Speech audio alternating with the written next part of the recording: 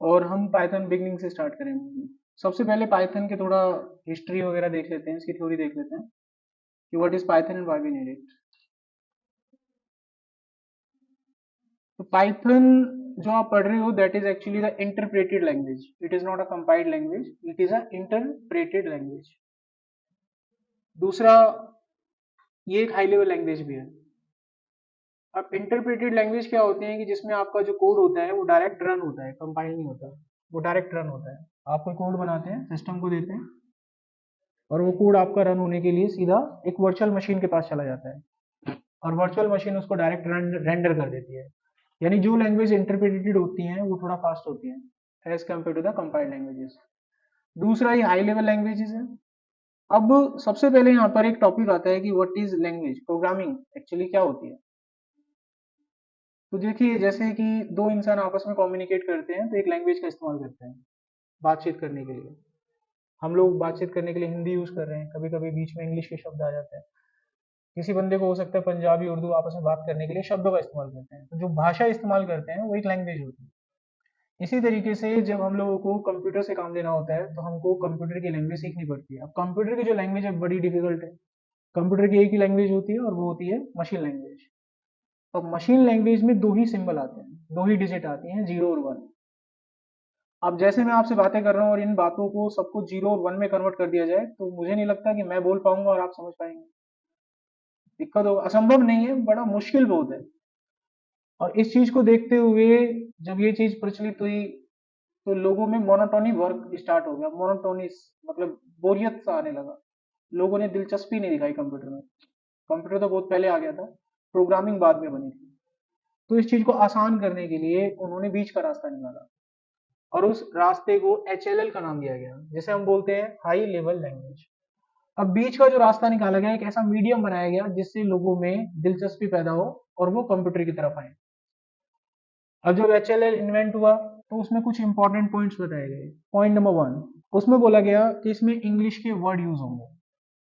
Point number 2, they are user understood, यानी वो user को समझ में आएंगी।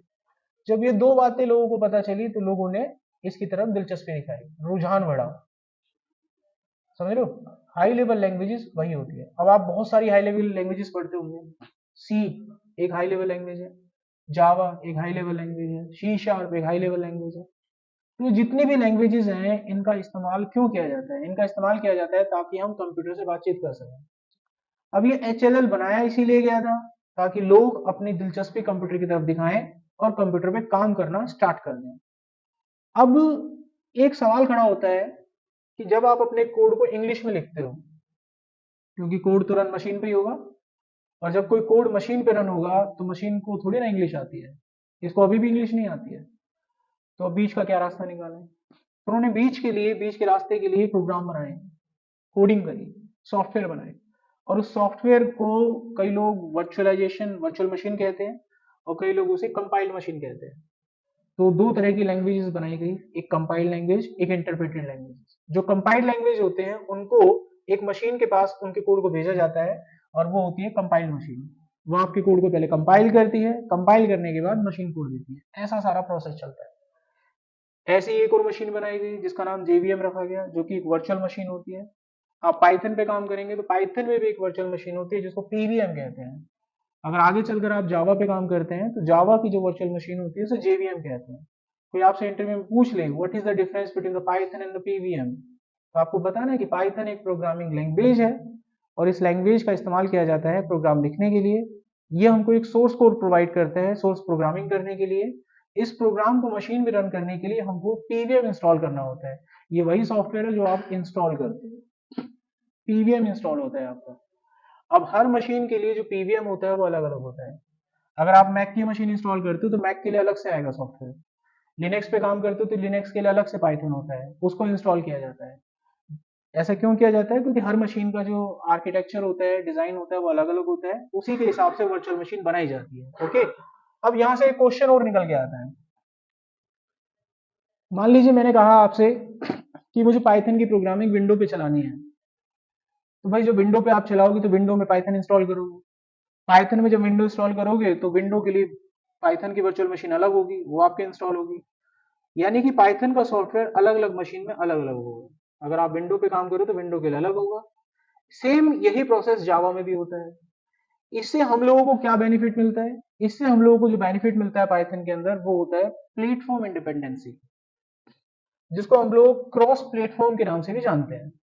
तो बेनिफिट हमें मिला कि हम पाइथन को किसी भी ऑपरेटिंग सिस्टम पे चला सकते हैं। दूसरा, ये पोर्टेबल होता है। फीचर बता रहा हूं मैं आपको इसके, ये पोर्टेबल भी होता है। पोर्टेबल का मतलब यार इसको किसी भी डिवाइस पे चलाओ आप, मोबाइल पे चलाओ, लैपटॉप पे चलाओ, डेस्कटॉप पे चलाओ, किसी भी ऑपरेटिंग सिस्टम पे चलाओ, इसको कोई फर्क नहीं पड़ता। फास्ट है क्योंकि डायरेक्ट रन होता है। डायरेक्ट जब भी कोई चीज रन होती है तो वो डायरेक्ट रन करने के लिए एक मशीन के पास भेजी जाती है जिसे वर्चुअल मशीन का नाम दिया जाता है। यहाँ तक चीजें क्लियर हो गई? तो यहाँ पर उसी का जिक्र हो रहा है, हाई लेवल लैंग्वेज का। तो आप जितनी भी लैंग्वेजेस पढ़ते हैं सबसे पहले उनका कोड कंपाइल होता है। कंपाइल होने के बाद उसका एक बाइट कोड जनरेट होता है। बाइट कोड जनरेट होने के बाद वो कोड एक वर्चुअल मशीन को दे दिया जाता है। फिर वो वर्चुअल मशीन आपके कोड को रेंडर करती है और उसके बाद आप लोगों को आपका आउटपुट दिखाई देता है। ये हर प्रोग्रामिंग भाषा में होता है, चाहे वो कंपाइल्ड लैंग्वेज हो चाहे वो इंटरप्रेटेड लैंग्वेज हो। ये जो बैकएंड प्रोसेस बता रहा हूँ ये हर भाषा में होता है। एग्जाम्पल के रूप में अगर मान लीजिए मैं यहाँ पर कोई ऐसा शब्द बोलता हूँ या फिर यहाँ पर क्लास के अंदर कोई ऐसा स्टूडेंट हो जिसको चाइनीज भाषा आती है, हमारी भाषा नहीं आती है, तो उसके पास भी कोई सॉफ्टवेयर होगा। बड़े बड़े जो मिनिस्टर्स होते हैं बाहर जाते हैं तो उसके पास उनके पास टेलीप्रॉम्प्टर और कंपाइलर होते हैं, इंटरप्रेटर होते हैं। जब कोई बोल रहा होता है तो मशीन होता है, उनको समझ में आता है उनकी भाषा में कि वो क्या ट्रांसलेट कर रहे हैं, तब वो उसका रिप्लाई उन्हें कर पाते हैं। बोलते अपनी भाषा में ही है लेकिन सामने वाले को दूसरी भाषा में समझ में आता है, यही होता है वो इंटरप्रेटर और कंपाइलर। ऐसी मशीन के अंदर भी ये लगा होता है। ठीक है, तो ये जो लैंग्वेज है ये सन 1991 में इन्वेंट हुई थी। इसको इन्वेंट किया था, ये जो सॉफ्टवेयर है इसको इन्वेंट किया था जीवी रॉसम ने। ये उनका फोटो है यहाँ पर, जिन्होंने इस भाषा को बनाया था, इस लैंग्वेज को बनाया था। अब हमारे पास सवाल खड़ा होता है कि पाइथन ही क्यों, हम पाइथन को क्यों पढ़ते हैं, इसका क्या इस्तेमाल होगा आगे चलकर। जब भी आप कभी कोई पाइथन प्रोग्रामिंग पढ़ने जाओगे कहीं पर भी, तो उसके पीछे का जो कारण होगा वो इनमें से एक होगा। अगर आप लोग यहाँ पाइथन पढ़ रहे हो तो इनमें से एक कारण है आपका, इन्हीं में लिखा होगा वो कारण। पाइथन का हम इस्तेमाल करते हैं डेटा एनालिटिक्स की फील्ड में, machine learning, AI, genetic AI, वहां पर अगर आप काम करते हैं तो वहां पर भी पाइथन का इस्तेमाल होता है। डेस्कटॉप एप्लीकेशन भी इसके अंदर बनाए जा सकते हैं, इसके लिए अंदर एक लाइब्रेरी होती है जीयूआई टिंकर करके, उसका इस्तेमाल करके आप सॉफ्टवेयर भी बना सकते हैं, जैसे नोटपैड हो गया, मीडिया प्लेयर हो गया, आपको बैंकिंग बिलिंग सिस्टम हो गया, ये सारे सॉफ्टवेयर भी इसमें बनाए जा सकते हैं। इसके साथ साथ इसमें वेब डेवलपमेंट भी की जा सकती है जिसको आप वेब एप्लीकेशन कहते हैं। तो यहाँ पर वेब डेवलपमेंट करने के लिए आपको अलग अलग, जैसे यहाँ पर जो भी कुछ लिखा हुआ है, इनको करने के लिए आपको जो लैंग्वेज पढ़नी है वो पाइथन रहेगी, लेकिन इन सभी को करने के लिए अलग अलग फ्रेमवर्क होंगे। अगर कल को आप लोग वेब डेवलपमेंट में जाते हो तो वेब डेवलपमेंट करने के लिए वेब डेवलपमेंट के टूल सीखने पड़ते हैं, तो वहां पर अलग तरह के टूल होते हैं जिसे जेंगो के नाम से जानते हैं। इसी तरीके से अगर आप डेस्कटॉप एप्लीकेशन यानी सॉफ्टवेयर डेवलपर बनना चाहते हो तो वहां पर आपको इसकी लाइब्रेरी जीयूआई टिंकर करके सीखनी पड़ती है। इसी तरीके से जब आप आर्टिफिशियल इंटेलिजेंसी में जाते हो तो वहां पर आपको एआई डीप लर्निंग सीखनी पड़ती है। लेकिन वहां पर ये सीखते हैं, ये फ्रेमवर्क होते हैं सिखाने के लिए, लेकिन वहां बीच में कम्युनिकेट करने के लिए जो भाषा इस्तेमाल की जाएगी जिसमें आप अपने शब्दों को मशीन तक पहुंचाएंगे, जो लैंग्वेज आप इस्तेमाल करते हैं वो लैंग्वेज पाइथन होगा। अब जरूर नहीं पाइथन से ही काम होता है, लैंग्वेजेस बहुत सारी हैं। जैसे मैंने आपको कुछ नाम बताए थे, सी हो गया, सी प्लस प्लस हो गया, जावा हो गया, सी शार्प हो गया, रूबी हो गया, पास्कल हो गया, फोर्ट्रेन हो गया, तो भाषाएं तो बहुत सारी हैं। Then why Python? इसका कारण है it is easy to understand. कल भी मैंने आप लोगों को एक सेशन के दौरान एक लॉजिक समझाने की कोशिश करी थी, जिसमें हमने एक लॉजिक बनाकर देखा था 2 नंबर को स्वैप करने के लिए। तो वहां पर हमने पाया था कि जो पाइथन का लॉजिक था वो एज कम्पेयर टू अदर बहुत ईजी था। पाइथन वो लोग भी सीख सकते हैं जिनका बैकग्राउंड आईटी से बिलोंग नहीं करता है, यानी इसको समझना आसान है, इसमें ज्यादा माथापच्ची आपको नहीं करनी पड़ेगी। इसके अंदर 3 बातें सबसे इंपॉर्टेंट आपको ध्यान रखनी है। अभी हम छोटा सा एक इंट्रोडक्शन ले रहे हैं कोडिंग करने से पहले, जो आपको मेन मेन बातें हैं वो पता होनी चाहिए। जैसे आप बाइक चलाने जाते हो तो ये नहीं कि रेस देना सिखा दिया, ब्रेक मारना भी बताना है उसको, आगे चल के पता चले पूछे ब्रेक कैसे मारूं, आगे देखा कौन आ रहा है और ठोक देगा उसको। तो ऐसे आप जब काम कर रहे हैं तो थोड़ा सा एक ब्यौरा ले लो इसका, पाइथन में किन बातों का आपको ध्यान रखना है। तो पहला पॉइंट जो आपको समझ में आना चाहिए कि why we need a Python. भाई इनमें से काम करना है, ये हमारे एप्लीकेशन एरियाज है, अगर इन एरियाज में काम करना है you need a programming language.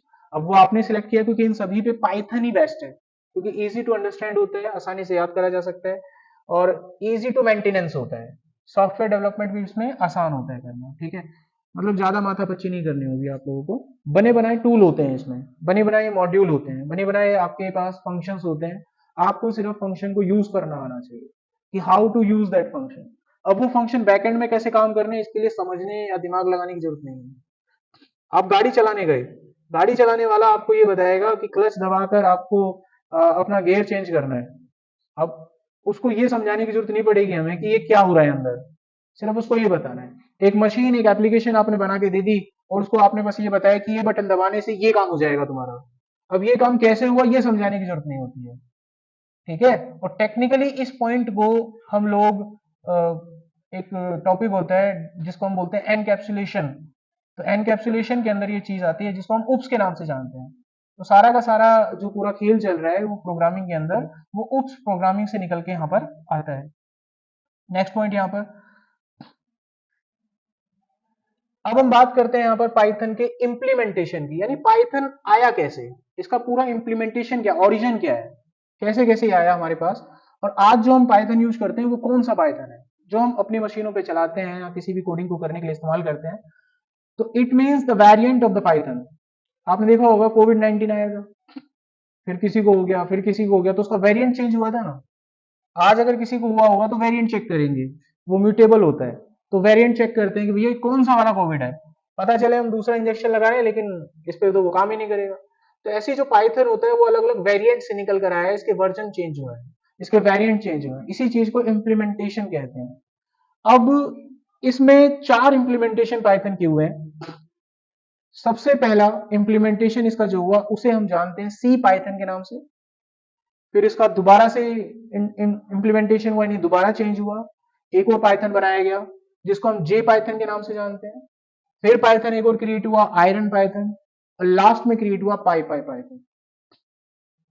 क्या आप लोग मुझे बताएंगे कि इनमें से कौन सा पाइथन पढ़ोगे आप, बताओ। अभी तक जो लोग ऑलरेडी कर भी चुके हैं, जिन्होंने पढ़ रखा है, तो आपको तो पता ही होगा कौन सा पाइथन आपने पढ़ा है। तो आप लोग मुझे ये बताइए इनमें से कौन सा पाइथन आप लोगों ने पढ़ा है। देखिए यहाँ पर, तो हम ये देखेंगे कि कौन सा पाइथन हम पढ़ते हैं और क्यों पढ़ते हैं, इनको बनाने के पीछे क्या कारण रहा, क्या इंप्लीमेंटेशन रहा इसका। इंटरव्यू पॉइंट ऑफ व्यू में पूछा जाएगा आपसे, पाइथन के वर्जन बताइए, पाइथन का इंप्लीमेंटेशन बताइए, कौन सा पाइथन कब आया और किस लिए बनाया गया, किस तरह की एप्लीकेशन में वो पाइथन यूज होता है। तो इन सब के सवालों के जवाब अब मिलेंगे आपको। तो सबसे इंपॉर्टेंट चीज किसी भी पाइथन को बनाने के पीछे उनका मेन जो बेस था वो क्या था। इनका मेन बेस था वर्चुअल मशीन, यानी लैंग्वेज को ध्यान रखा गया, वर्चुअल मशीन को ध्यान में रखा गया, ठीक है। और काम को ध्यान में रखा गया कि किस तरह की एप्लीकेशन पे हमें काम करना है। एग्जाम्पल के रूप में जो जे पाइथन, एक एग्जाम्पल लेते हैं, सेकंड वाला पाइथन जो जे पाइथन बना था, जे पाइथन बनाया गया था for supporting the Java developer. हुआ क्या था, जो पाइथन बन गया था ना, इनिशियली जो पाइथन बना था उसका नाम सी पाइथन था, और उसका पूरा जो आर्किटेक्चर था वो सी प्रोग्रामिंग में डिजाइन किया गया था, पूरा आर्किटेक्चर। और सी प्रोग्रामिंग अपने आप में बहुत टफ होता है। मतलब ऐसे समझिए आप, अगर आपको कोई गेमिंग एप्लीकेशन बनाना है और उसके सामने मैं 2 लैंग्वेज रख देता हूँ, एक सी लैंग्वेज और एक पाइथन। तो सी लैंग्वेज पहले उसको पढ़ना पड़ेगा, और पढ़ने में ही उसकी हालत खराब हो जाएगी। और उसके बाद जब डेवलपमेंट करने जाएगा, उसके अंदर गेमिंग बनाने जाएगा, तो इतना बड़ा कोड उसे लिखना पड़ेगा जिसका कोई मतलब हिसाब किताब आप नहीं रख सकते। लेकिन अब पकड़ते हैं उस बंदे को जिसको पाइथन पे सिखाना है, तो उसको पूरा पाइथन पढ़ने की जरूरत भी नहीं है। बेसिक पाइथन पढ़ाया आपने, 6-7 लाइन का कोड लिखा हो, बन गई गेम। इतना सिंपल होता है। सी में तो पूरा इंप्लीमेंटेशन चल जाएगा। तो उन्होंने जो डिजाइन बना रखा था वो सी में बना रखा था, आर्किटेक्चर का डिजाइन। अब दिक्कत क्या हुआ कि जो लोग जावा डेवलपर थे, जो जावा के प्लेटफॉर्म पे काम करते थे, जो जावा की कंपनी थी, अब उन लोगों को कोई एप्लीकेशन में पाइथन यूज करना पड़ रहा था। मान लीजिए उनको, मान लीजिए ये यूज करनी है लैंग्वेज किसी एप्लीकेशन को बनाने के लिए, तो उनको क्या करना पड़ता था कि पाइथन के सारे कोड को, क्योंकि वो अपनी एप्लीकेशन में उसको जावा में यूज करेंगे, उनको वही पाइथन की लाइब्रेरी, पाइथन के वही कोड अपने जावा में यूज करने हैं। तो उनको क्या करना पड़ता था, उन सारे कोड को जावा में कन्वर्ट करना पड़ता था, उनके सारे लॉजिक को जावा में कन्वर्ट करना पड़ता था, बड़ा टाइम जाता था, बहुत ज्यादा मेहनत लगती थी। उनकी लाइब्रेरी को इस्तेमाल करने में, तो उनका रास्ता निकाला गया। जावा की पूरी टीम बैठी, मतलब एक बस व्यक्ति ने नहीं बनाया इसको, टीम ने, टीम वर्क है। तो जे पाइथन किसी और कंपनी ने बनाया है, सी पाइथन किसी और ने बनाया है, तो जिसको नीड थी उसने बना डाला। तो उन लोगों ने पूरे जावा को, मतलब पूरे पाइथन को कन्वर्ट कर दिया जावा की लाइब्रेरी में, सारा कंप्लीट एकदम। करना क्या था, वर्चुअल मशीन चेंज किया और पूरे कोड को कन्वर्ट किया, जितना भी पाइथन में लाइब्रेरीज था। पाइथन की जो लाइब्रेरी होती है इनको मॉड्यूल कहते हैं, याद रखना ये बात। पाइथन की जो लाइब्रेरी होती है उनको क्या कहते हैं हम, मॉड्यूल कहते हैं। लाइब्रेरी और मॉड्यूल एक ही चीज होती है। इसका इस्तेमाल क्यों किया जाता है, ऐसे मान लीजिए जब भी आप पाइथन में कोई चीज लिखते हैं तो पाइथन में सब कुछ वो आता कहां से है। अब आपकी जो लाइब्रेरी है वो क्या है, आपकी लाइब्रेरी कहां है, आपकी लाइब्रेरी यहां फिट है, दिख रहा है, इसको बाहर निकाल दो जरा, फिर देखो क्या निकल के आता है। समझ में आया कुछ। अब पाइथन पे आप कुछ लिखते हो, आपने पहली स्टेटमेंट कभी पाइथन पे चलाई तो प्रिंट होती है। आप जो प्रिंट लिखते हो वो क्या, एक फंक्शन है, क्या एक फंक्शन ही तो है प्रिंट। अब वो फंक्शन जब हम चलाते हैं बस वही लिखते हैं प्रिंट और वो चल जाता है। तो ये चला क्यों, क्योंकि वो एक लाइब्रेरी में कहीं लिखा हुआ है, और वो लाइब्रेरी हमारे प्रोजेक्ट में जब हम पाइथन को इंस्टॉल करते हैं तो हमारे प्रोजेक्ट में बाय डिफॉल्ट आ जाती है। पाइथन में दो तरह के मॉड्यूल होते हैं, हम पूरा पढ़ने की कोशिश कर रहे हैं एक क्लास में ओवरव्यू के टाइप में, ठीक है, विस्तार से सबका कोडिंग भी करके देखेंगे। पूरा जो पाइथन होता है जब आप इसे इंस्टॉल करते हैं तो इनके मॉड्यूल आपके पास आपके सिस्टम में इंस्टॉल हो जाते हैं। दो तरह के मॉड्यूल होते हैं, एक होता है इनबिल्ट और एक होता है आपका यूजर डिफाइंड। इनबिल्ट मॉड्यूल वो होते हैं जब आप पाइथन को इंस्टॉल करते हो तो बाय डिफॉल्ट आपके सिस्टम में आ जाते हैं। यूजर डिफाइंड मॉड्यूल वो होते हैं, इसको ऐसे समझिए, कल को मान लीजिए मैंने आप लोगों से कहा एक एप्लीकेशन बनाओ, एक कोड बनाओ जल्दी से प्राइम नंबर का, आपने लॉजिक लगाया, प्राइम नंबर का कोड बना डाला, इन्वेंट कर दिया। अब आपके उस कोड को मैं अपने प्रोजेक्ट में यूज करना चाहता हूं, I want to use that code in my project. अब कैसे करूं भाई, अब आपको थोड़ी ना बुलाऊंगा मेरे प्रोजेक्ट में ये कोड लिख दीजिए आप, तो मैं आपसे उसकी पाइथन फाइल मांगूंगा आपसे, आप वो पाइथन फाइल अगर मुझे देंगे तो मुझे सारा कोड दिखाई देगा, सारा कोड दिखेगा ना। आप नहीं चाहते कि मुझे लॉजिक दिखाई दे आपको, ठीक है, और मुझे दोबारा से उस लॉजिक को देख देख के उस कोड को करना पड़े, या मैंने किसी एप्लीकेशन में कोई लॉजिक लगा रखा है और वही सेम लॉजिक मुझे दूसरी एप्लीकेशन में अगर लगाना है, उससे छुटकारा चाहिए, तो हम क्या करते हैं उसका मॉड्यूल बना लेते हैं, उस कोड को, उस लॉजिक को एक लाइब्रेरी में बंद कर देते हैं, एक लाइब्रेरी में इंस्टॉल कर देते हैं, और उस लाइब्रेरी को हम अपनी तरफ से एक नाम दे देते हैं, एक्स वाई जेड एबीसी, जो भी आपको नाम देना है। अब वो लॉजिक हमने उस लाइब्रेरी में डाल दिया। अब कल को अगर मुझे किसी एप्लीकेशन में वो लॉजिक यूज करना है तो मैं ऊपर अपनी पहली स्टेटमेंट में उस मॉड्यूल को इंपोर्ट कर लूंगा। उसके लिए मुझे एक लाइन लिखने खाली, इंपोर्ट एबीसी। जैसे ही मैंने उसको इंपोर्ट किया, मैंने उसमें मान लीजिए सैकड़ों लॉजिक डाल रखे थे, आप आगे चलकर यहाँ पाइथन के मान लीजिए सैकड़ों प्रोग्राम बनाओगे, मोर देन 100। आप क्या करो, एक मॉड्यूल में उनको डालते रहो, सारे लॉजिक डालते रहो, अपने प्रोग्राम को फंक्शन नाम देते जाओ, 1 2 3 4 5। अब मान लीजिए कल को आपका एग्जाम होता है, टेस्टिंग होती है, और आपसे कहते हैं कि ये सवाल करके दिखाओ, आपको कुछ नहीं करना, डाल रखा है ना आपने, सीधा लिखोगे इंपोर्ट एबीसी। हाँ जी सर, कौन सा प्रोग्राम बना, प्राइम नंबर, अभी बताता हूँ, सीधा लिखा प्राइम, वैल्यू डाली 10 और 5, आंसर ऑलरेडी बना रखा था आपने। You don't need to write the logic again, module उसे कहते हैं। तो यहां पर आपने देखा कि दो तरह के मॉड्यूल होते हैं, एक जो पहले से बने बनाए मिलते हैं, प्रिंट जो फंक्शन है वो बने बनाए मॉड्यूल से आपको मिलता है, और जो प्राइम आपने बनाया खुद से वो यूजर डिफाइंड होता है, आप अपनी जरूरत के हिसाब से उसे इस्तेमाल करते हैं। यहां तक चीज समझ में आई। अब इनका पाइथन इंप्लीमेंटेशन का एक एक पॉइंट हम देखते हैं, इंप्लीमेंटेशन क्यों करते हैं ये मैंने अभी आप लोगों को बताया। नीड के हिसाब से हर कंपनी ने पाइथन को कन्वर्ट किया था अपने प्लेटफॉर्म के लिए, इस वजह से पाइथन के म्यूटेंट बने, यानी उसके वेरिएंट बनाए गए। सबसे पहला जो पाइथन बना उसको हम सी पाइथन के नाम से जानते हैं। अभी आपने देखा होगा कि जो पाइथन था उसका इन्वेंशन 1991 में हो चुका था, है ना, लेकिन वो पाइथन था, वो नॉर्मली हम ऐसे चलाया करते थे, स्टैंडर्डाइज कर दिया था, लेकिन अब उसके वर्जन बनाए गए, वेरिएंट बनाए गए, स्टैंडर्डाइज किया गया। तो सबसे पहला पाइथन जिसको नाम दिया गया उसे नाम दिया गया सी पाइथन का, और ये काम हुआ सन 1994 में। जैसे हमारा देश तो आजाद 47 में हो गया था, संविधान कब बना था बताना जरा, 3 साल लगे थे ना, मान्यता कब मिली थी हमारे संविधान को, कॉन्स्टिट्यूशन 1950 में, समय लगा था। तो पाइथन तो 91 में बन गया था, लेकिन इसको स्टैंडर्डाइज कब किया गया था? सन 1994 में जो पहला पाइथन बना उसको नाम दिया गया सी पाइथन, और इसका पूरा आर्किटेक्चर सी लैंग्वेज पे टिका हुआ है। और इसके अंदर जो पीछे बैकएंड पे जो वर्चुअल मशीन यूज होती है, उस वर्चुअल मशीन का नाम होता है सी पाइथन वीएम, यानी वर्चुअल मशीन। ये सारे नंबर, डेट याद रखना, एमसीक्यू क्वेश्चन आते हैं तो वहां पर भर सकते हो आप।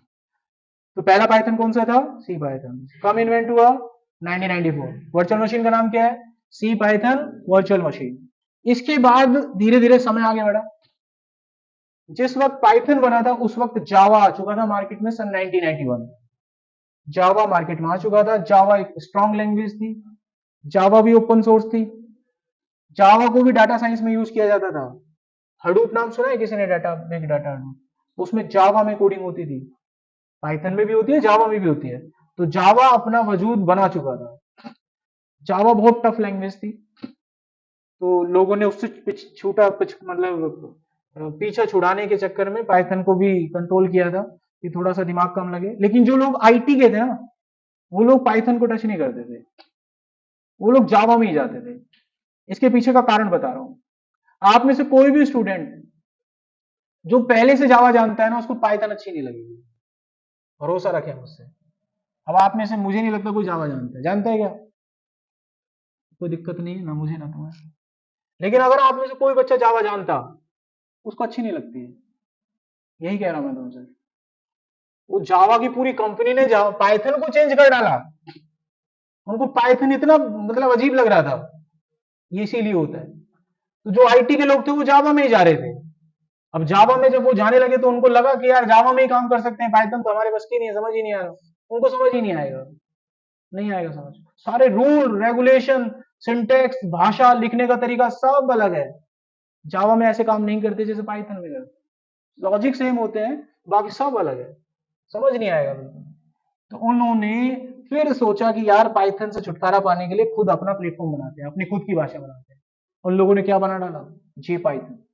क्या नाम है इसका? जे पाइथन। जाइथन भी कहते हैं इसको, जे पाइथन भी कहते हैं। इसको बनाया गया 10 साल के बाद, सन 2001 में।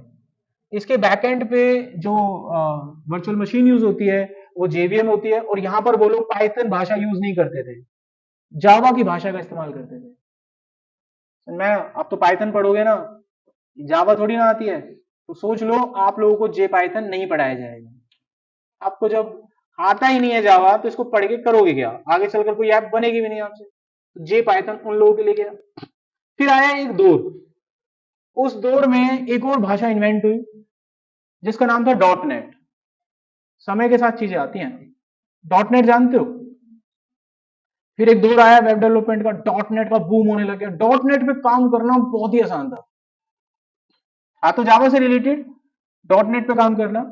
लेकिन डॉट नेट पे काम करना इसलिए आसान था, ऐसा कहा जाता है कि जो माइक्रोसॉफ्ट के प्रोडक्ट होते हैं, अगर किसी नॉर्मल कैंडिडेट को हायर करके आप उसको 3 महीने की ट्रेनिंग दोगे, वो एक्सपर्ट हो जाएगा। माइक्रोसॉफ्ट ये बोलता है, अगर आप किसी नॉर्मल को हायर करके 3 महीने की ढंग से ट्रेनिंग दे दोगे, वो एक्सपर्ट हो जाता है। तो डॉट नेट पे ऐसा, जावा में ऐसा नहीं था। जावा में अगर तुम किसी क्लाइंट को हायर करोगे, उसको 3 साल लगेंगे ट्रेंड करने में, 3 साल। तो जब हम पढ़ते हैं तो दो कैटेगरी में डिवाइड हो जाते हैं। तो डॉट नेट की फील्ड में लोग चल जाने लगे। माइक्रोसॉफ्ट ने इसको इन्वेंट किया, तो माइक्रोसॉफ्ट एक बहुत बड़ी कंपनी है, उसने लोगों की हायरिंग करना स्टार्ट कर दिया।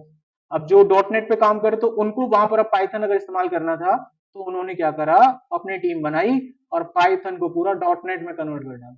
उन्होंने भी कर दिया, जब जावा कर सकती है तो हम भी कर सकते हैं, उनको ये लगा। फिर आया वो दौर सन 2006 का, और उसमें उन्होंने एक और पाइथन बनाया। अब सेम नाम दे नहीं सकते हैं, पेटेंट रिजर्व होता है, नाम बदल के देना था। उन्होंने उसको नाम दिया आयरन पाइथन। वक्त था सन 2006, और यहाँ बैकएंड में जो भाषा यूज होती है उस भाषा को सी शार्प कहते हैं, और यहाँ पीछे जो प्लेटफॉर्म यूज हो रहा था उसका नाम था डॉट नेट। दोनों ही भाषाएं आपके पास हैं, डेवलपमेंट के लिए यूज होती थी। डॉट नेट भी आया। अब जब ये सारा काम हो गया, डॉट नेट वालों ने अपना बना लिया, जावा वालों ने अपना बना लिया, अब पाइथन वाले बेचारे अलग रह गए, जिसको पाइथन आता था वो बेचारे करते रहे। अब उन दोनों की जो ताकत थी, डॉट नेट की, जावा की, इन दोनों की जो ताकत थी, अब मिक्स पाइथन बनाना था जिसमें दोनों की ताकत का इस्तेमाल किया जा सके और फास्ट उसको चलाया जा सके। फिर लास्ट में सन 2007 में आखिरी पाइथन बना जिसको पाई पाई नाम दिया गया, सन 2007। इसमें पीछे आर लैंग्वेज का यूज होता है। तो डेटा साइंस या डेटा एनालिटिक्स के कुछ बच्चे होंगे तो उन्होंने प्रोग्रामिंग आर का नाम सुना होगा। अब प्रोग्रामिंग आर में लोगों ने इतनी दिलचस्पी नहीं दिखाई। कब की बनी हुई है आर प्रोग्रामिंग? सन 2007-8 की। आज भी लेकिन आप क्या पढ़ते हो? पाइथन पढ़ते हो। एक बेचारी बनी रह गई और इसका बीटा वर्जन ही रह गया। होता नहीं है कोई ऐप बनती है, बीटा वर्जन रिलीज, अभी वर्क इन प्रोग्रेस, वो बन के ही रह गया और कभी अंजाम तक नहीं पहुंचा। लेकिन भविष्य में कभी बूम हुआ तो ये स्टार्ट हो जाएगा। अब ले देखिए, ये बताओ कौन सा पाइथन पढ़ोगे आप? कौन सा बचा? सी पाइथन। तो आप लोगों को जो पाइथन पढ़ाया जाता है वो कौन सा होता है? सी पाइथन होता है। क्योंकि आपका किसी भाषा से कोई वास्ता तो है नहीं। करना है क्या? तुम पाइथन पढ़ना है, सीधा पढ़ लो। तुम जावा के ना तो बच्चे, ना तुम डॉट नेट के बच्चे, कोई फर्क तुम पे पड़ेगा नहीं किसी स्टूडेंट के ऊपर। So that's why we are at here to learn a Python. The name of that Python is a C Python. समझ में आ गया इतिहास, हिस्ट्री? इसी को क्या बोलते हैं हम? जावा इम्प्लीमेंटेशन। और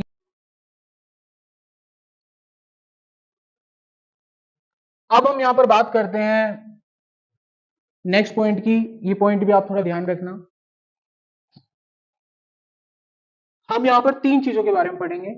what is byte code, what is machine code, what is virtual machine. थोड़ा सा हम जिक्र इसका पहले कर चुके थे बट फिर भी पढ़ लेते हैं। इसको थोड़ा मैं जूम करता हूं। आई होप डाटा दिख रहा होगा सबको। यहां पर पाइथन में मैंने कुछ इस तरीके से एक डेटा क्रिएट किया, x असाइन 10। मैं सिस्टम को क्या बता रहा हूं? मैं सिस्टम को यहां पर बता रहा हूं कि मैं मेमोरी के अंदर एक वेरिएबल बनाना चाहता हूं और उसको हमने एक नाम दिया है x, और उसको हमने अपनी तरफ से एक वैल्यू असाइन करी है, दैट इज 10। तो ये एक पाइथन का सिंपल कोड है। तो एक पाइथन का सिंपल सा कोड है। जब हम पाइथन लिखेंगे तो कुछ इस तरीके से हमने कोड लिख दिया एक लाइन में। मैंने वहां पे लिखा x असाइन 10। तो पता है होता क्या है जब आप ये लाइन लिखते हो?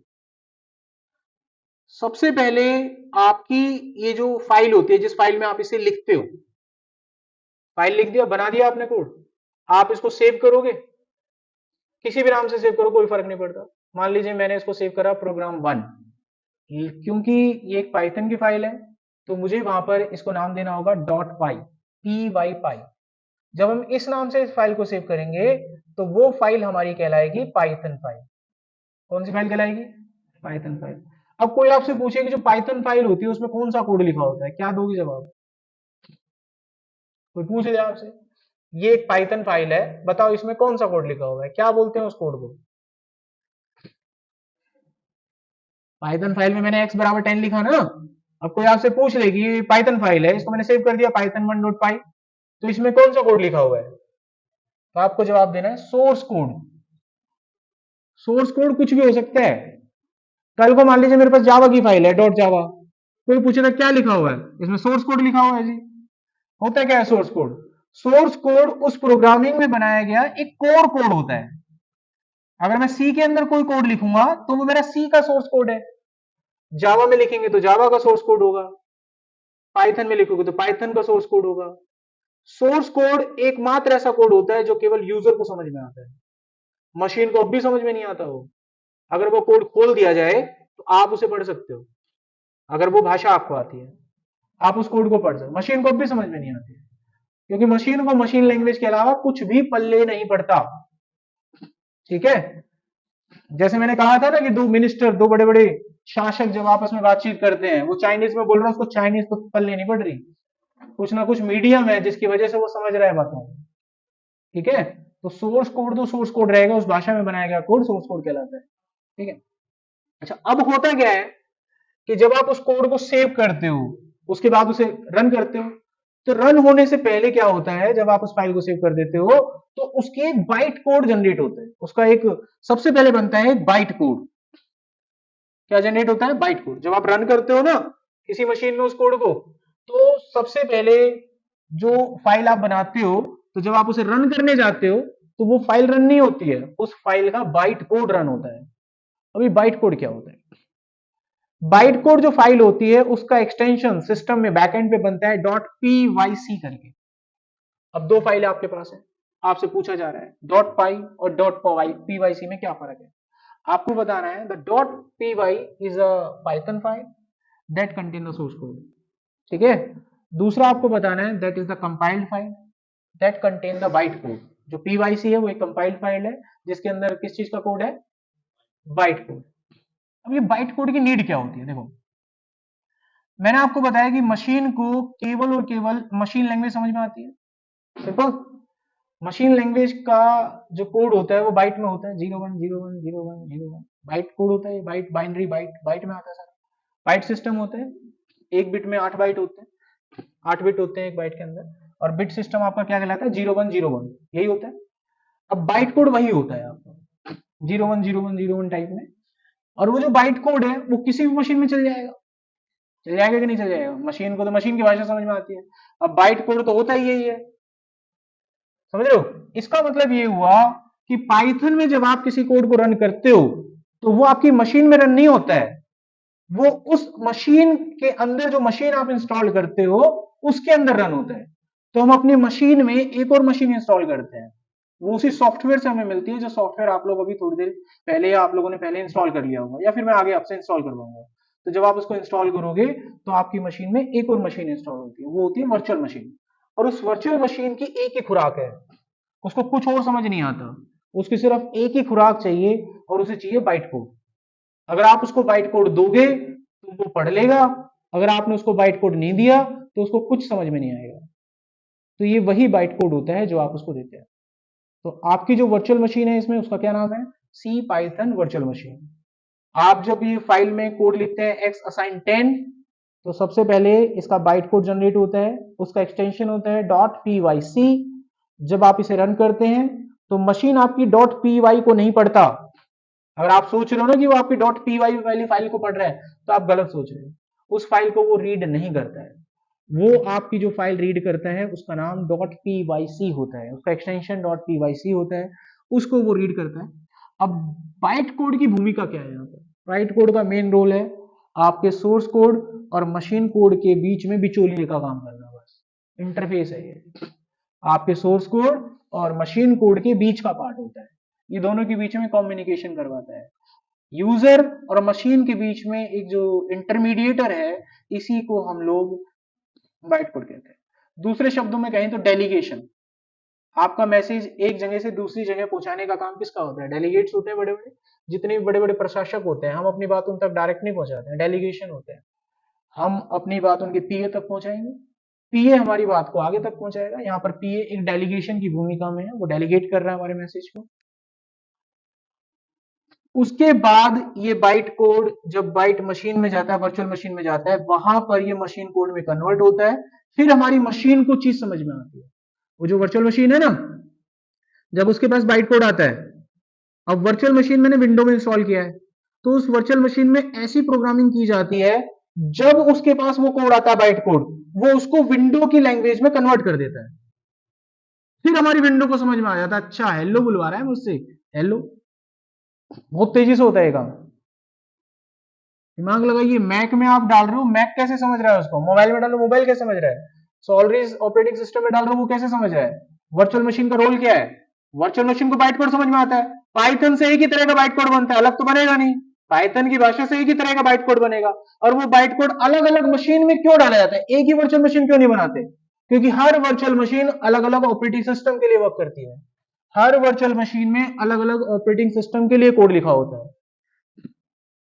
अब जैसे ही बाइट कोड आपने दिया उस वर्चुअल मशीन को, और वो वर्चुअल मशीन विंडो के लिए काम कर रही है, तो वो उसको विंडो की मशीन के कोड में कन्वर्ट करेगी, और आपकी विंडो को तुरंत उत्तर समझ में आएगा।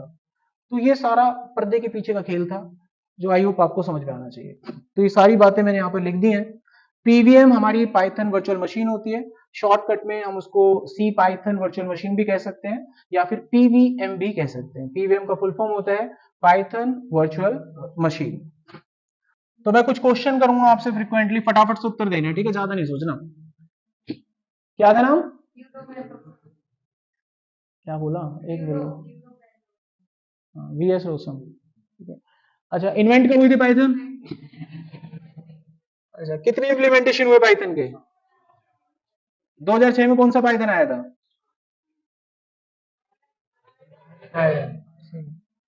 1994 में कौन सा आया था? इसकी वर्चुअल मशीन का नाम बताओ।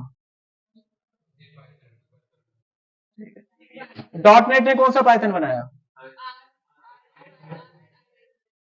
आयरन पाइथन, आयरन पाइथन कब बना था वो? 2006। जावा ने जो पाइथन बनाया था उसकी वर्चुअल मशीन का नाम बताओ, कब बना था ये? 2001 में बना। कौन सी भाषा यूज होती है यहाँ पे? जावा। सबसे लास्ट पाइथन कौन सा बना था? पाइथन, वो तो भाषा थी यार उसमें। कौन सा बना था सबसे लास्ट में? कब बना था? इसको यूज क्यों नहीं करते? बीटा वर्जन पे रिलीज है, अभी छोड़ रखा है, जब देखेंगे बाद में, कभी सोचेंगे सरकार आएगी जब, ऐसा ही होगा उनका भी विचार, और क्या होगा। Got it? यहां तक क्लियर हो गया? अच्छा, अब थोड़ा आगे बढ़ते हैं। जब हम कोई फाइल बनाते हैं पाइथन में, कुछ भी, जब भी हम कोई फाइल बनाते हैं पाइथन के अंदर, तो पाइथन की जो कोडिंग होती है उसको जब हम सेव करते हैं तो एक्सटेंशन क्या होता है? इसमें कौन सा कोड होता है? ओके,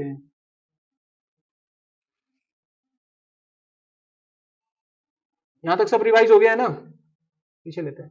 अच्छा, जब, क्योंकि हमारे पास पाइथन मशीन में एक वर्चुअल मशीन इंस्टॉल होती है, तो फिलहाल हम जो पाइथन पढ़ने वाले हैं वो सी पाइथन है, क्योंकि हमारा ना तो ताल्लुकात आर से है, ना डॉट नेट से, ना सी शार्प से, ना जावा से, तो किसके साथ जाएंगे हम? सी पाइथन के साथ जाएंगे। वैसे हमें तो सी भी नहीं आती, लेकिन यहाँ पर बैक एंड में हम लोग को तो पाइथन ही यूज करना है। Got it? सी के लॉजिक लगेंगे, छोटे मोटे लगाने हो तो यू कैन यूज दिस। अच्छा, जो हमारी बाइट कोड होती है उसका एक्सटेंशन क्या होता है? Dot, dot PYC. ये डॉट पीवाईसी की फाइल हम किसको देते हैं रन होने के लिए? Virtual machine. ये वर्चुअल मशीन क्या होती है?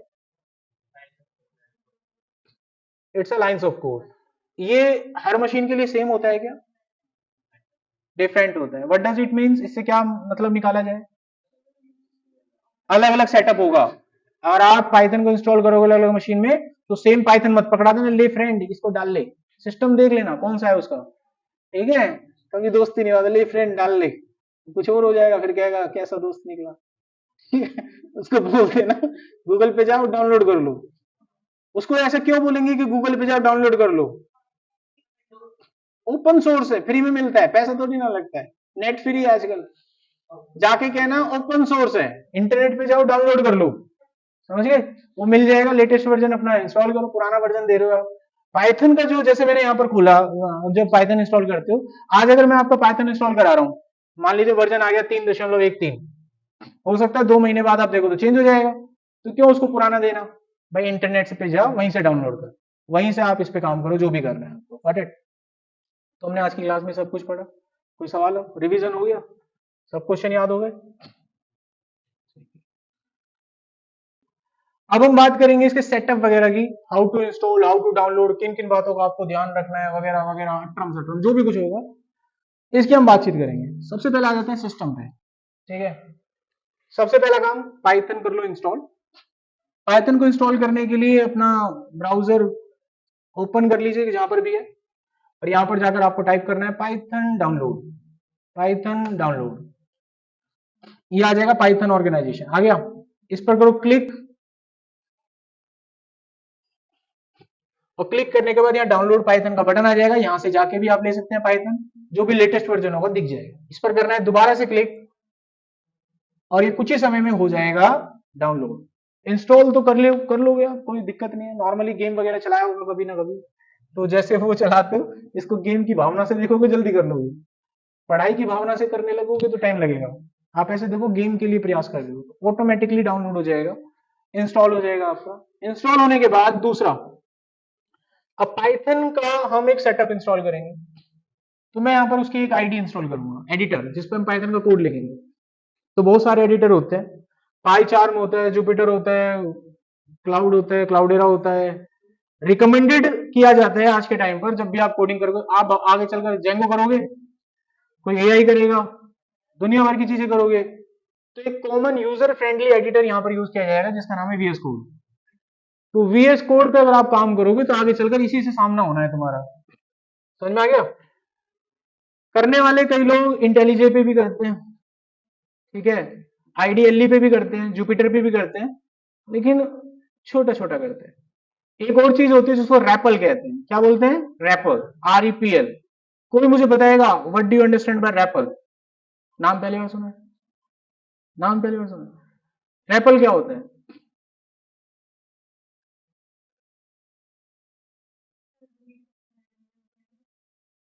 हेलो बताओ। दो, सही। Read, evaluate, print and loop. आपने लाइफ में जब भी पाइथन रन किया होगा ना, इसी पर रन किया है। पहला पाइथन जब भी रन किया होगा, नाम नहीं पता था बस। हमारे इंटरव्यू में फेल होने का कारण यही बनता है। हमसे जब सवाल किया जाता है हम ऐसे कर देने लगे हैं, बाहर आके जब दोबारा कोचिंग में जाता है, ये तो आता था, ये तो पता था यार, ऐसी फीलिंग आती है कई बार। पता सब होता है लेकिन हमको टेक्निकल नहीं पता होता है। REPL का मतलब वही होता है, रीड, इवैल्यूएट, प्रिंट, फिर क्या था? लूप। पाइथन चलता है इसी पे, तो रैपल बोलते हैं। हम किस पे करेंगे इसको रन? किस पे करेंगे? VS कोड पे। तो चलो भाई VS कोड कर लो डाउनलोड। तो चलते हैं दोबारा से अपना गूगल, इसको देखो डाउनलोड करके इंस्टॉलिंग पे चढ़ा देना, थोड़ी देर में हो जाएगा। वो सिस्टम पे डिपेंड करता है आपकी रैम वैम क्या है। यहाँ पर आप डालिएगा VS कोड डाउनलोड, डाउनलोड, तो VS कोड डाउनलोडिंग पे आ जाएगा। ओके, तो यहां पर पहुंचने के बाद कहाँ गया इसका ऑफिशियल साइट पे चले जाना, ये रहा। और इसको ओपन करके अपना देखना ऑपरेटिंग सिस्टम कौन सा है। विंडो ही होता है 90% लोगों के पास, तो एक आधे ही होते हैं मैक वाले। यहां पर खोला हमने, क्या करना है, इसको डाउनलोड कर दीजिएगा, ये भी डाउनलोड हो जाएगा। डाउनलोड होने के बाद इसको भी इंस्टॉल कर लेना। इसके इंस्टॉलेशन में एक बात ध्यान रखना, जब आप इसका इंस्टॉलेशन करोगे तो बहुत सारे बॉक्स देगा आपको चेक करने के लिए, ठीक है? तो भाई सारे चेक कर देना। ऐसा मैं क्यों कह रहा हूं, मैं नहीं चाहता कोई विरोधाभास पैदा हो, मेरी मशीन में चले तुम्हारी में ना चले, अच्छा नहीं लगेगा। तो मेरी मशीन में चल रहा होगा वो चीज, आपकी में नहीं चल रहा होगा, तो कारण वही है इसका। आप सारे चेक बॉक्स ऑन कर लेना, तो बीच का ये लड़ाई झगड़ा खत्म हो जाएगा। सिंपल। अब दोनों चीज हो गए इंस्टॉल। अब दोनों चीजें इंस्टॉल होने के बाद काम कैसे करना है, चला जरा उस पर एक बार देख लेते हैं। नेक्स्ट पॉइंट, अब पाइथन आपका इंस्टॉल हो गया है, पता कैसे चलेगा पाइथन इंस्टॉल हो गया है? पाइथन को अपने पावर शेल पे चेक कर लो चला के। क्या बोलते हैं उसे? PowerShell, window PowerShell. Window PowerShell पे जाके चेक कर लो पाइथन इंस्टॉल हुआ है तो बताएगा ये। अब पाइथन इंस्टॉल नहीं हुआ है तो बोल देगा भाई पाइथन नहीं है मेरे पास। जाएंगे हम विंडो पे, यहां पे टाइप करो पावर शेल।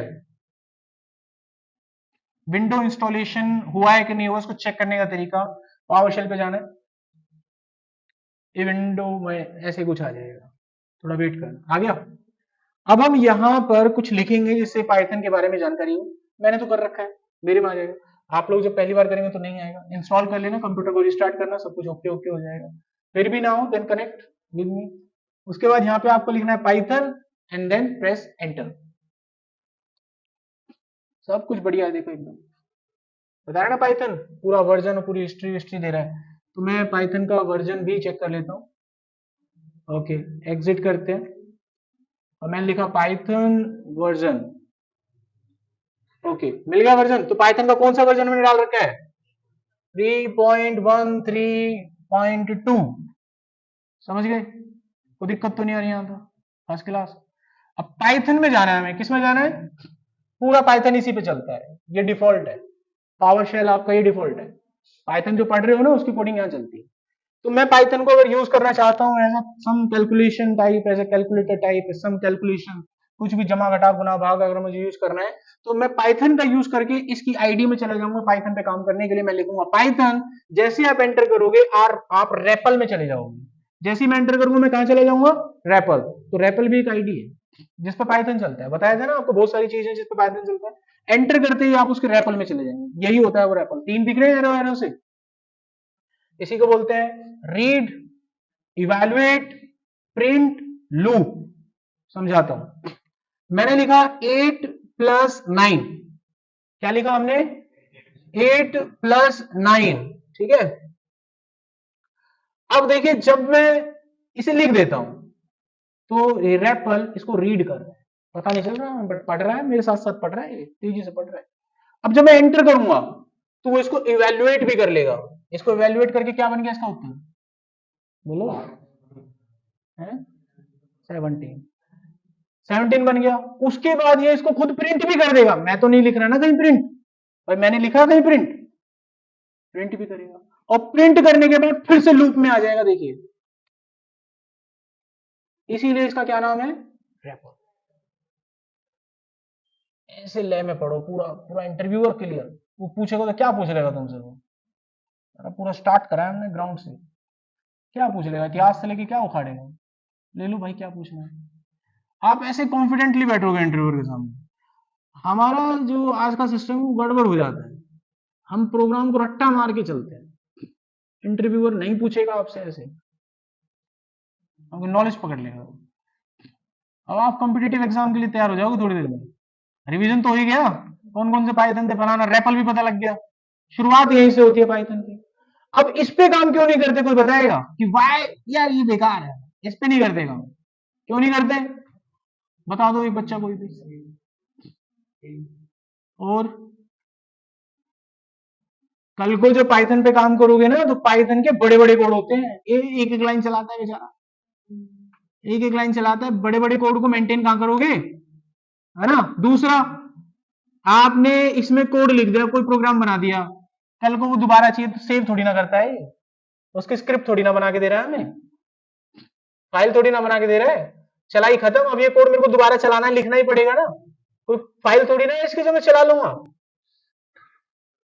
ये तो ड्रॉबैक है, बेकार है, तो बेकार है, चलो हटाओ इसे, ऐसे देखा और हटा दिया, बंद कर दिया, जो चीज है ही नहीं, कैलकुलेटर की तरह यूज करो बस इसे, एक एक स्टेटमेंट। इसको कब यूज करते हैं, टेस्टिंग पर्पज से, आपने कोई चीज ढूंढी, अब यार पाइथन पे दोबारा पूरा कोड लिख के स्क्रिप्ट बना के चलाऊंगा, इतना मत्था कौन मारूंगा, रैपल खोल लूंगा साइड में, कोई कोड चला के मेरे को टेस्ट करना है कि ये क्या उत्तर दे रहा है, मुझे ज्यादा माथा पच्ची नहीं करनी पड़ेगी ना, उसके डाटा को इवेल्युएट करूं, वेरिएबल में डालूं, प्रिंट करवाऊं, फिर देखाऊं, अरे कौन माथा पच्ची करेगा, सीधा लॉजिक लगा के चिपका दूंगा, अपने आप इवेल्युएट करके प्रिंट करके मुझे देगा, और जब मुझे लगेगा टेस्टिंग में ओके अपने कोड में चिपका लूंगा। कोई भी चीज बनती है अपने हिसाब के लिए बनती है, ये सारी चीजों की जानकारी होने से आप अपना आसान कर लेंगे काम। रैपल समझ में आ गया, इंटरव्यू को पूछे डेफिनेशन क्या दोगे, रीड, इवैल्यूएट, प्रिंट, लूप, जो इसमें होता है हरकत वही आपको बतानी है, तो रैपल ये होता है, गॉट इट, डिफॉल्ट होता है, जैसे आप पाइथन को इंस्टॉल करते हो ये चलता है आपका, तो पहला पॉइंट हो गया। अब बात आती है पाइथन हमें यहां नहीं चलाना, हमें तो वीएस कोड पे चलाना है। अब वीएस कोड में चलाने का तरीका, आप एक चीज तय कर लो कि आप अपने सारे प्रोग्राम कहां बनाओगे, ये चीज तय कर लो। तो हम डिसाइड करते हैं कि हम अपने सभी प्रोग्राम को यहां इस फोल्डर में बनाएंगे, फोल्डर को हम एक अच्छा सा नाम दे देते हैं, हम यहां पर क्या करते हैं, फोल्डर को नाम दे देते हैं, तो मैं इसको नाम दे देता हूं पाइथन डे 1, ठीक है, इसको खोलते हैं। अब इसको खोलने के बाद यहीं पे मैं अपने उस कोड को अटैच कर दूंगा, पाइथन को, मतलब वीएस कोड को अटैच कर दूंगा। कई लोग पता है क्या करेंगे, वीएस कोड को इंस्टॉल करने के बाद भी यहां पे जाके वीएस कोड को उठाते हैं, ये सबसे गलत है। यहां से वीएस कोड उठाओगे, फिर इसको आप फोल्डर दोगे, लोकेशन दोगे, इतनी माथा पच्ची क्यों कर रहे हो भाई, यहाँ आओ सीधा जिस फोल्डर पे काम करना है, यहाँ पे राइट क्लिक करो और बोलो कि ओपन विद कोड, वो आपके इस फोल्डर को अपने आप इस सॉफ्टवेयर के साथ अटैच कर देगा, ये देखिए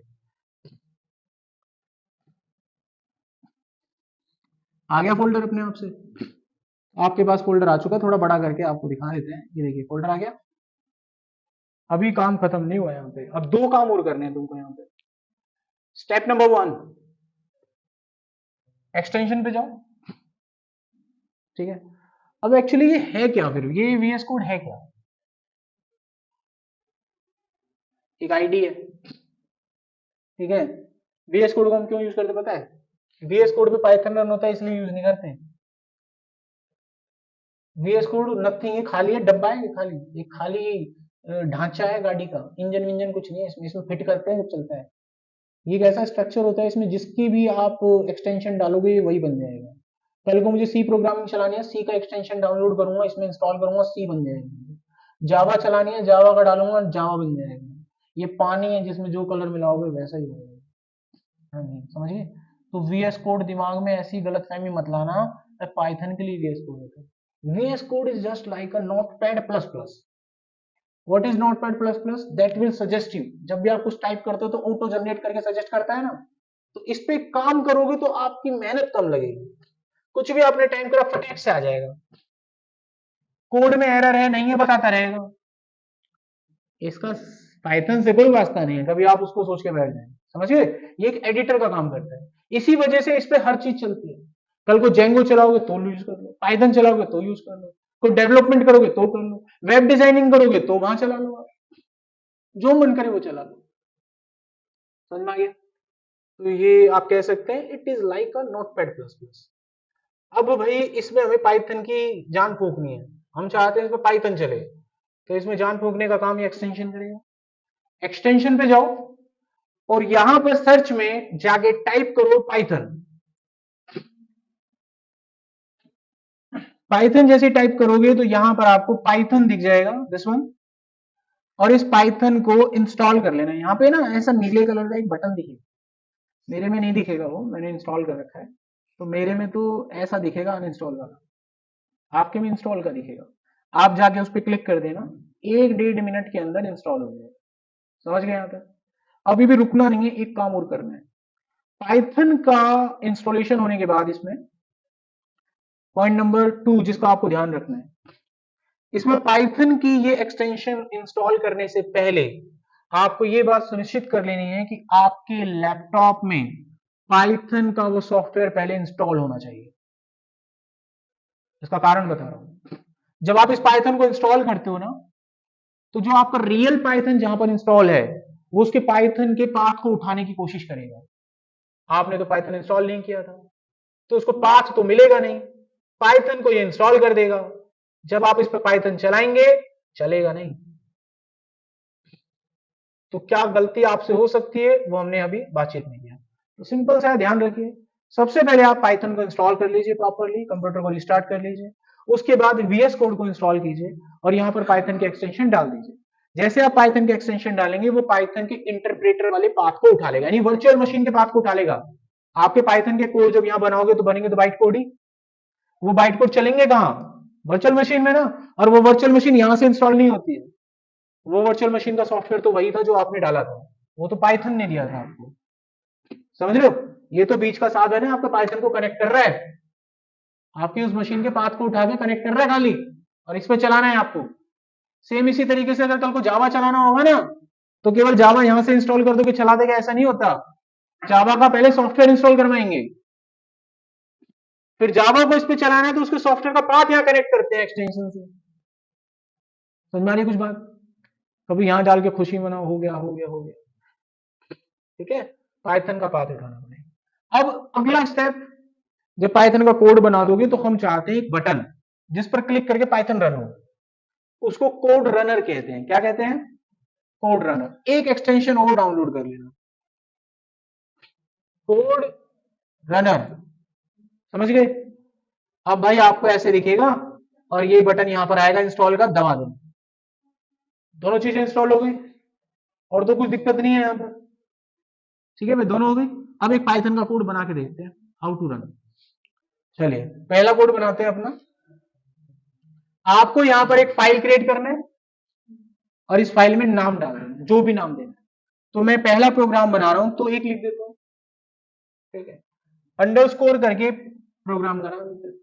तो मैं यहां पर मैसेज प्रिंट करवा रहा हूं, तो मैसेज मैं प्रिंट हाई का करा रहा हूं, तो नाम हाई लिख दिया, हाई मैसेज। अच्छा नहीं लग रहा, hi, hello message, hello message. ठीक है, पाइथन की फाइल है, dot P Y, because it Python file. इसमें क्या बनाएंगे हम? अपना सोर्स कोड बनाएंगे। सोर्स कोड जिस भाषा में लिखा जाएगा वो उसका सोर्स भाषा होगी, यानी पाइथन होगा। पहुंच गए यहाँ पे? अब भाई हमें यहाँ पे कोड लिखना होता है, सिंपल। तो मुझे कोई मैसेज अगर प्रिंट करना है तो कोड होता है प्रिंट, आपको लिखना है प्रिंट, और जो भी मैसेज देना है वो यहाँ पे डाल देना। साइज बड़ा करना चाहते हो तो कंट्रोल के साथ प्लस दबाना, ऐसे ये जूम इन जूम आउट हो जाता है। ठीक है, तो आप अपने हिसाब से देख लीजिए कितना अभी ठीक लग रहा है ये। अभी यहाँ पर जाकर मैसेज लिख देते हैं, हम यहाँ पे मैसेज लिख देते हैं माई फर्स्ट पाइथन प्रोग्राम। सबसे अच्छी बात है, मैं कुछ नहीं लगाना लास्ट में, सेमीकोलन फेमिकोलन कुछ नहीं लगता है यहाँ पे। ठीक है, आपको ये बात समझाने की मुझे कोई जरूरत नहीं है यहाँ पे, ये जावा वाले बच्चों को मुझे बताना पड़ता है, क्योंकि जावा में बचपन से सीखते आ रहे थे सेमीकोलन लगाओ सेमीकोलन लगाओ सेमीकोलन लगाओ। अब यहाँ उसको बोल रहे हैं मत लगाओ मत लगाओ मत लगाओ, पहले दिन ही पजल हो जाएगा, फिर दूसरे दिन दूसरी बात में पजल हो जाएगा, इसलिए जिसको जावा आती है वो पजल हो जाएगा पूरा। तो यहाँ कुछ नहीं लगता, लाइन खत्म स्टेटमेंट खत्म। अब इसे रन करना है। ठीक है, तो रन कैसे करते हैं देखिए, फाइल ऑटो सेव हो रही है इसमें मेरी, मैंने उसकी सेटिंग कर रखी है इसमें, आपको सेटिंग करनी पड़ेगी, अभी नहीं तो आप चलाओगे तो फाइल सेव नहीं हो रहा है आपका, कल को डिलीट हो गया दिक्कत हो जाएगी। फाइल को ऑटो सेव कैसे करते हैं, उसके लिए एक छोटी सी सेटिंग और कर लेना। सेटिंग ये सब कुछ करके आप प्रो की तरह लगोगे जब काम करोगे, प्रो होता है ना प्रो, भाई क्या सेटिंग वेटिंग करेंगे, चला रहा है ढक चल रहा है, अलग ही दिखेगा ये पुरानी कहाँ से है। और क्या भाई, यहाँ पे मैं चेंजेस करूंगा तो दिखेगा थोड़ी ना, सेव करो फिर चलाओ सेव करो फिर चलाओ। ऑटो सेव का मतलब मैंने यहाँ कुछ भी लिख दिया, गाय गड़ा कुछ भी, तो भाई साहब सेव हो जाएगा आपका। अभी सेव नहीं हुआ है, आपको सेव करना पड़ता है तो चलना पड़ता। अभी क्या करो, आप सेटिंग पे चले जाओ, सेटिंग ये रहा सेटिंग, इस सेटिंग में जाओ, यहाँ पे जाके आपको सर्च करना है ऑटो सेव, कर लोगे। ऑटो सेव जब सर्च करोगे ना तो यहाँ पर आपको ऑफ दिखाई देगा, क्या दिखेगा, ऑफ, आपको आपके लैपटॉप में ऑफ दिखाई देगा। आप इस चीज को चेंज करके क्या लोगे, आफ्टर डिले, आफ्टर डिले, और एक टाइम डाल दीजिएगा नीचे, यहाँ पे कितना डाल दोगे 500। अब इसका अर्थ बताते हैं आपको क्यों डाला है ऐसा, पता है, अब बंद कर दो बस इतना ही है, इसमें सेव का बटन तो होता नहीं है, बस हो गया आपका काम, इसको निपटा दो यहाँ से। पता क्या हुआ, आपने वहां पर सिस्टम को कमांड दी, आपने वहां पे लिखा ऑटो सेव में आफ्टर डिले, डिले समझते हो, थोड़ा सा रुकना है, उसको बोला कुछ समय डिले करना है, और कितना समय डिले करना है नीचे लिख दिया तुम 500, एक सेकंड में 1000 मिली सेकंड होते हैं, तो 500 मिली सेकंड में डाला गया था, तो इसका मतलब हुआ आधा सेकंड। अब इसका अर्थ क्या हुआ, लेट अस सपोज मैंने ये लिखा, आधे सेकंड बाद ये सेव हो गया, वो काम अपने आप हो रहा है वहां पे, समझ में आ गई बात। तो मुझे कंट्रोल एस नहीं दबाना, अब मैं तो जो दबा रहा हूँ वो चल रहा है, समझ गए बात। तो ये हमारा क्या हो रहा है, यहाँ पर ऑटो सेव हो रहा है, सिस्टम बैठ गया सेटअप। अब रन कैसे करते हैं देखो, मैंने यहाँ पर इसको रन करवाना है आपको, ठीक है, सेव तो करना नहीं है, ऑटो सेव हो रहा है, हमें कुछ करना नहीं है सेव के लिए। आपको रन करने के लिए एक ऑप्शन खोलना होगा, यहाँ पर फाइल में एक टर्मिनल होगा, यहाँ पे व्यू में टर्मिनल, देखो ये रहा, दिख रहा है, टर्मिनल पे क्लिक करो, टर्मिनल आ जाएगा, आ गया भाई, just look at here, terminal आ गया आपके पास। अब यहाँ टर्मिनल पे कैसे कमांड रन होती है, अब मुझे जो फाइल रन करनी है, नाम अच्छे से लिखना, उसका ध्यान रखना है, ठीक है, नाम देख लेना साइड में लिखा हुआ है, आप यहाँ लिखो पाइथन और उस फाइल का नाम लिखो,